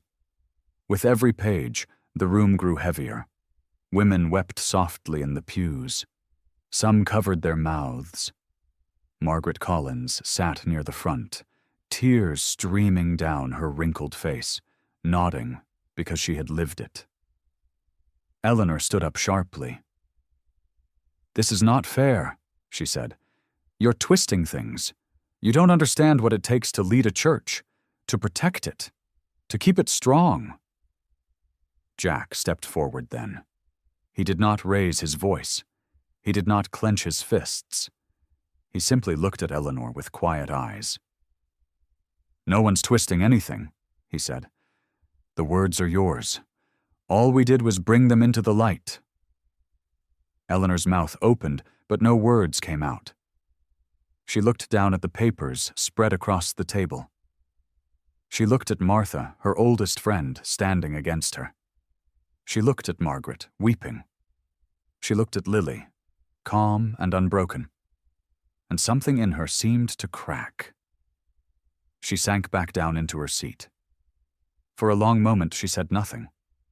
Then, in a small and trembling voice, she spoke. "I told myself I was protecting the church," Eleanor said. Her hands shook. "That's what I believed. That the church came first. That its name, its image, its good standing mattered more than anything." A tear slipped down her cheek. "But I was wrong. I cared more about how we looked than how we treated the women inside these walls. I forgot why we were here at all." She lowered her head. "I forgot the people," Eleanor whispered. "I only saw the church, and that was my sin." For a moment, no one moved. Then the room broke open like a dam. A woman near the back stood up. "She has to pay for this," she said, her voice sharp with anger. "All those years, all those women. She can't just say sorry and walk away." "That's right," another called out. "How many people did she hurt? How many families?" "She should step down," a man said. "Today, right now." The voices grew louder, tumbling over one another. Some people shouted, some cried. Years of buried pain rose up all at once, and it filled the old church like a storm. Eleanor sat with her head bowed, saying nothing. She did not defend herself. She only waited, small and still, ready to accept whatever came. Lily watched it all. She saw the anger in the faces around her, and she understood it. She had felt that anger too, on the long nights when Ava had cried herself to sleep, on the days when old friends crossed the street to avoid her. But she also saw something else. She saw Margaret, still weeping in the front pew, her thin shoulders shaking. She saw the fear in the eyes of the women who had suffered in silence. And she knew that if this turned into a battle, if it became about revenge, then the church would only trade one kind of hurt for another. Lily raised her hand. Slowly, the room grew quiet. "I understand," she said softly. "I understand why you're angry. I've been angry too." She looked down at the papers on the table.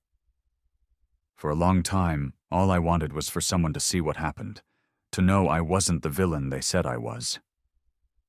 She lifted her eyes to the crowd. "But I've had time to think about what happens next," Lily said. "And I keep coming back to something my husband once told me. He said the hardest thing in the world isn't fighting, it's choosing not to." Jack, standing beside her, felt those words land somewhere deep in his chest. "If we punish Eleanor," Lily went on, "if we shame her the way she shamed us, then what have we become? We'd just be doing the same thing, passing the hurt along, and it would never end." A woman near the front shook her head. "So we do nothing? We just forgive her?" "No." Lily's voice was gentle but firm. "Forgiveness isn't the same as pretending nothing happened. It isn't forgetting. It doesn't erase what was done to any of us. The pain is real. It stays with us." She pressed her hand flat against the folder. "But forgiveness gives a person a chance to look at what they did, own it, and choose to be better. That's a chance Eleanor never gave to any of us. And maybe that's exactly why we have to give it to her." The room was silent now. Even the ones who had shouted were listening. Margaret rose slowly to her feet, leaning on the pew in front of her. "I spent 30 years afraid," she said, her voice trembling but clear. "Afraid to speak. Afraid to lose the only place I belonged." She looked at Lily. "This girl reminded me that being scared isn't the same as being small." She turned to the crowd. "If Lily can choose kindness after everything, then Lord help me, so can I." One by one, heads began to nod. Eleanor lifted her face. Tears ran freely down her cheeks now. "I don't deserve this," she whispered. "Maybe not," Lily said, "but healing was never about who deserves what. It's about what kind of place we want this to be." She walked around the table and stood before the whole room, before all the faces that had once turned away from her. "So here's what I think we should do," Lily said. "We don't tear anything down. We rebuild. We start a new committee, one that's honest about its money and open about its choices. One where no woman ever has to earn kindness by staying quiet. Where help comes free, the way it was always supposed to." She looked at Eleanor. "And you can help us do it," Lily said. "If you're willing to become the kind of leader you should have been all along." Eleanor stared at her, unable to speak. Then, slowly, she nodded. The weeks that followed felt like spring after a long, hard winter. Willow Creek had changed. You could feel it in the air, in the small things people did without thinking. The old church on Maple Street kept its doors open later now. Warm light spilled from its windows into the evening, and inside, the new committee met around a table where every voice mattered. They called it the Open Hands Program. The name came from Margaret. She had stood up at the very first meeting, straightened her thin shoulders, and said, "Help should be given with open hands, not closed fists." No one argued. The name stuck. Now women came to the church not to be judged, but to be welcomed. A young mother struggling to pay her rent found an envelope pressed gently into her palm, with no questions asked and no strings attached. An elderly widow who had eaten alone for years suddenly had a table full of friends every Thursday night. The pantry stayed full. The books stayed open for anyone to see. Eleanor kept her promise. She came to every meeting. She listened more than she spoke, which was new for her. Sometimes Lily caught her simply sitting quietly at the back, watching the room fill with laughter, her hands folded in her lap. The hard edges in her face had softened. She was not the same woman who had once tried to erase Lily from the town. That woman was gone. In her place was someone still learning, still trying, still healing. And then there was Jack. Something had shifted in how the town saw him. It did not happen all at once. It happened slowly, the way a river wears down stone. People noticed the way he showed up when things broke and needed fixing. They noticed the way he carried heavy boxes for old Mrs. Pearson without being asked. They noticed that the man they had feared was, in truth, the gentlest soul among them. One morning, Rosie set a fresh cup of coffee in front of him at the diner and refused to take his money. "On the house," she said, wiping her hands on her apron, "for everything you've done around here." Jack looked up at her, surprised. "You don't have to do that." "I know I don't." Rosie smiled, the kind of smile that reached all the way to her eyes. "That's why I'm doing it." He fixed the broken ramp at the senior center. He spent a whole Saturday repainting the fence around the church garden, his big hands careful with the brush. When the roof of the food pantry sprang a leak, Jack climbed up and patched it himself, working in the sun until it was done. People waved to him now. Store owners called out his name when his motorcycle rumbled down Main Street. The nervous glances were gone. In their place was something Jack had not felt in a very long time. He belonged. The biggest change, though, came from the children. There was a time when parents pulled their little ones close as Jack walked by.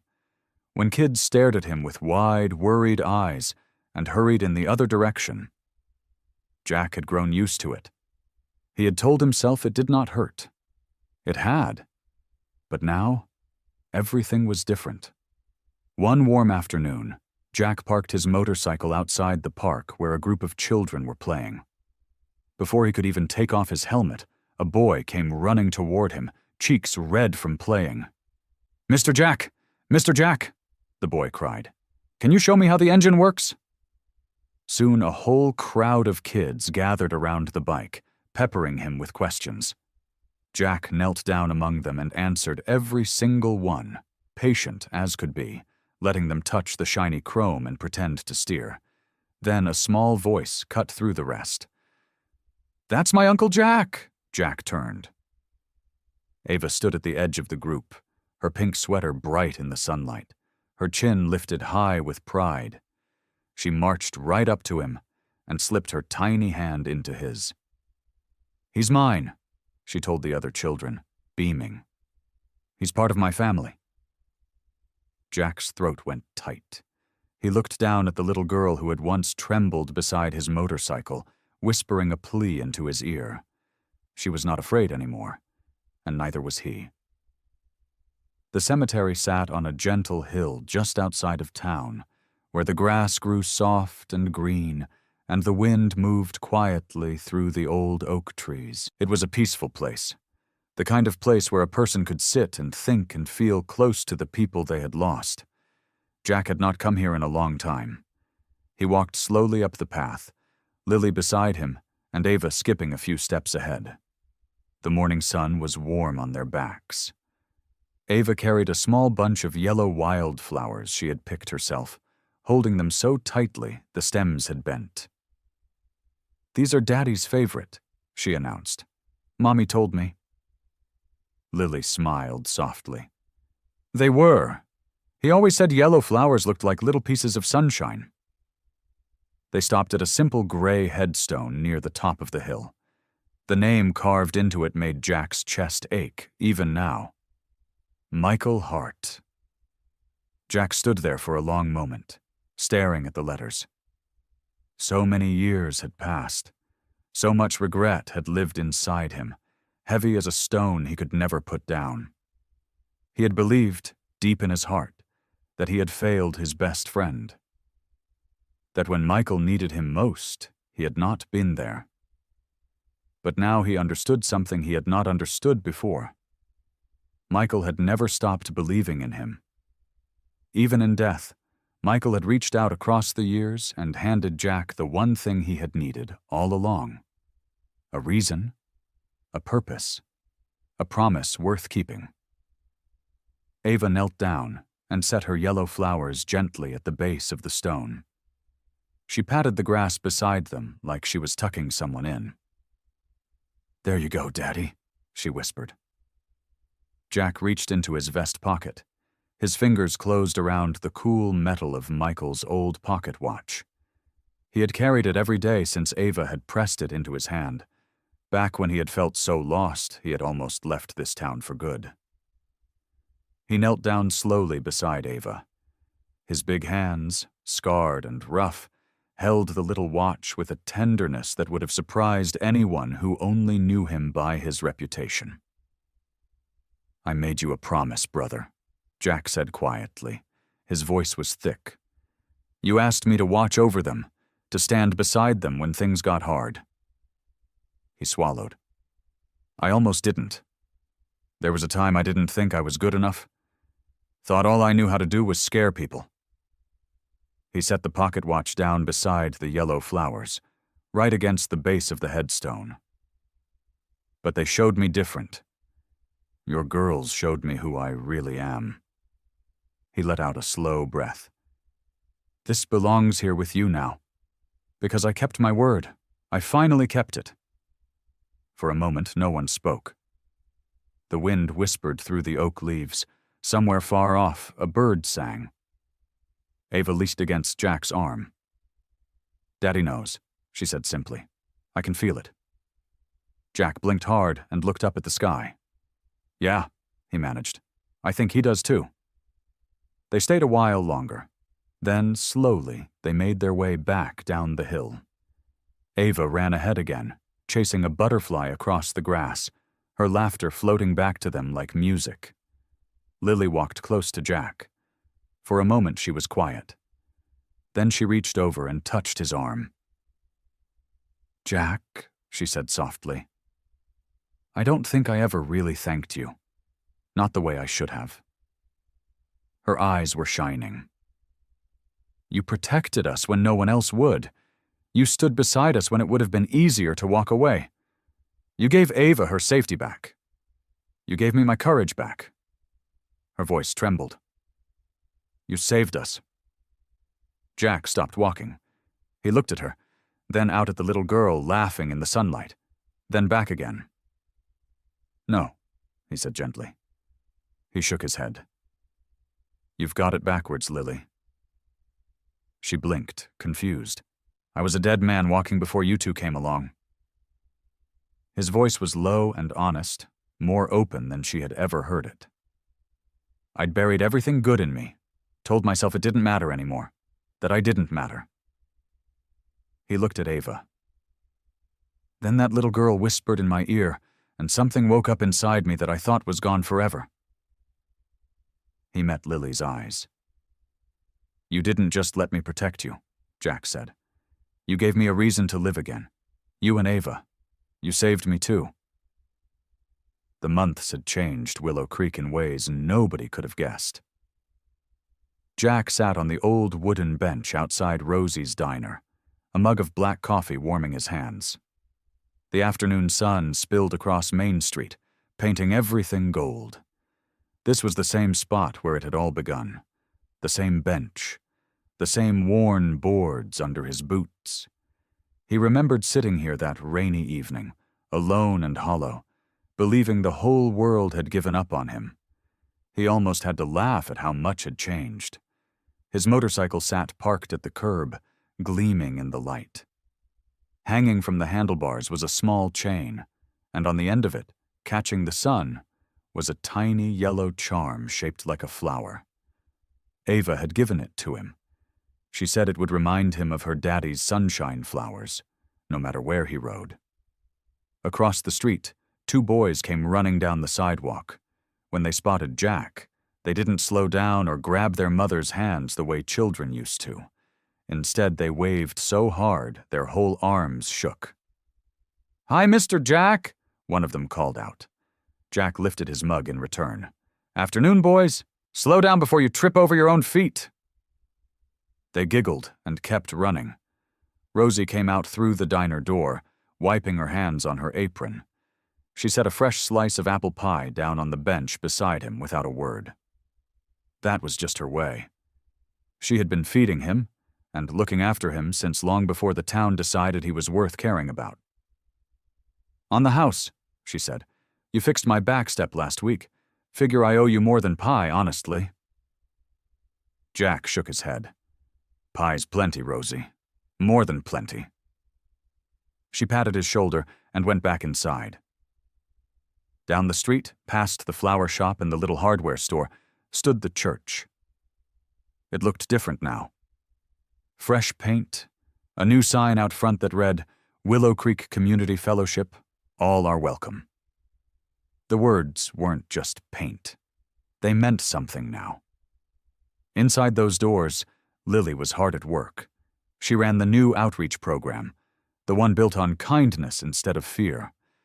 Women who had once suffered in silence now had a place to go. A place where nobody made them feel small for needing help. Margaret helped her most days, and even old Martha came around now, her arms full of donated blankets and warm smiles. Eleanor came too, sometimes. Quietly. She didn't lead anymore. She listened. And that, Jack figured, was a kind of healing all its own.